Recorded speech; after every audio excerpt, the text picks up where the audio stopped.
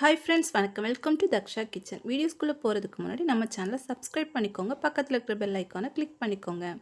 இன்றைக்கி நம்ம நாகர்கோவில் ஸ்டைலில் வெண்டைக்காய் தீயல் எப்படி வைக்கலான்னு பார்க்கலாம். இப்போது அடுப்பில் ஒரு பேன் வச்சுக்கலாம். அதில் ஒரு குழிக்கரண்டி ஆயில் சேர்த்துக்கலாம். இப்போது குட்டி குட்டியாக கட் பண்ணி வச்ச தேங்காய் ஒரு பிடி அளவு நம்ம சேர்த்துக்கலாம். இப்போ தேங்காய் நல்லா கலர் சேஞ்ச் ஆகிற அளவுக்கு நல்லா வதக்கி விட்டுக்கலாம். இந்த அளவுக்கு நம்ம கலர் சேஞ்ச் ஆகியிருந்தால் போதும். இப்போ ஒரு 4-5 வரமிளகாய், கொஞ்சமாக முழு மல்லி நம்ம இதில் சேர்த்துக்கலாம். சேர்த்து அதையும் நல்லா வறுத்து எடுத்துக்கலாம். நல்லா வதக்கி விட்டுக்கணும். அப்போ தான் நம்மளுக்கு பேஸ்ட் ரெடி பண்ணும்போது நம்ம அந்த தீயலே ரொம்ப வாசமாக இருக்கும்.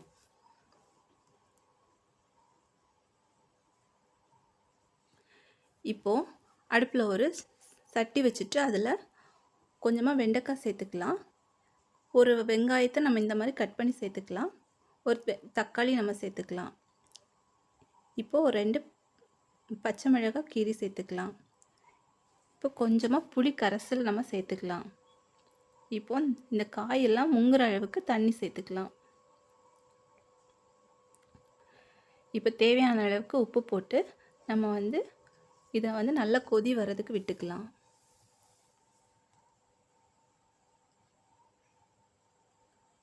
காய் நல்லா வேகணும், அதனால் மூடி போட்டு ஒரு 5 மினிட்ஸ் வேக விட்டுக்கலாம்.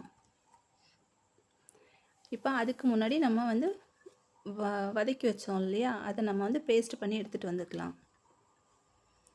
பாருங்கள், நம்மளுக்கு காய் நல்லாவே வெந்துடுச்சு. இப்போ நம்ம அந்த பேஸ்ட்டை நம்ம இதில் ஆட் பண்ணிக்கலாம்.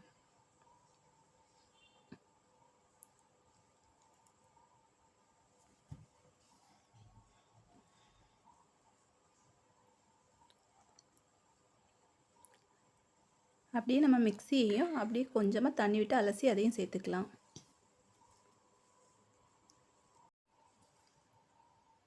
இப்போது ஒரு வாட்டி நல்லா நம்ம மிக்ஸ் பண்ணி விட்டுக்கலாம். மிக்ஸ் பண்ணி விட்டுட்டு மறுபடியும் ஒரு 5 மினிட்ஸ் மூடி போட்டு நம்ம வேக விட்டுக்கலாம். அப்போ தான் காயெல்லாம் நல்லா வெந்து வரும்.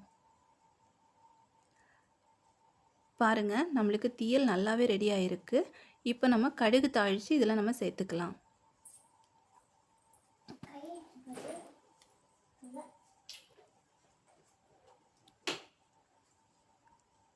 இப்போது ஒரு குழிக்கரண்டி ஆயில் சேர்த்து கொஞ்சமாக கடுகு போட்டு நம்ம கடுகு பொரிய விட்டு நம்ம அதிலேயே சேர்த்துக்கலாம்.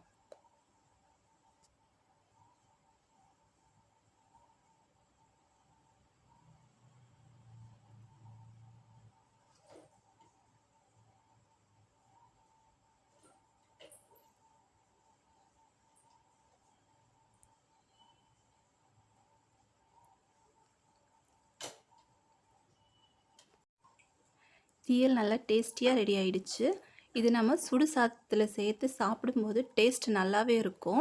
வெண்டைக்காய் பிடிக்காதுன்னு சொல்கிறவங்க கூட இந்த வெண்டைக்காய் தீயலை ரொம்பவே இஷ்டப்பட்டு சாப்பிடுவாங்க.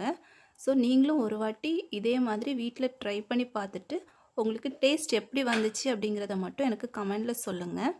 தேங்க்யூ. தேங்க்ஸ் ஃபார் வாட்சிங்.